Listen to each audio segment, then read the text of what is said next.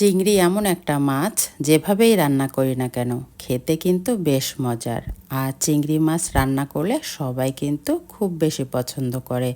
বাচ্চা থেকে বড় সবার পছন্দের খাবার কিন্তু এই চিংড়ি মাছ। আবার চিংড়ি মাছ দিয়ে যে কোনো তরকারি রান্না করলে সেই তরকারির স্বাদটা কিন্তু দ্বিগুণ পরিমাণে বেড়ে যায়।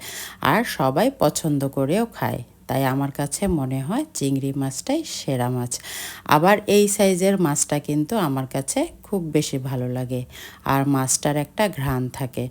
আর আমি কিভাবে চিংড়ি মাছ রান্না করি সেটি আপনাদের সঙ্গে শেয়ার করছি। প্রথমে মশলাটাকে কষিয়ে নিয়েছি আর অন্যদিকে মাছগুলোকেও ভেজে নিয়েছি। তারপর মশলার সাথে দিয়ে সুন্দর করে কষিয়ে নিয়েছি। সামান্য পানি দিয়ে ধনেপাতা দিয়ে যখন একদম ভুনা ভুনা হয়ে যাবে নামিয়ে ফেলেছি। তৈরি হয়ে গেল মজার চিংড়ি ভুনা। আপনারা বাসায় ট্রাই করতে পারেন। আল্লাহ হাফেজ।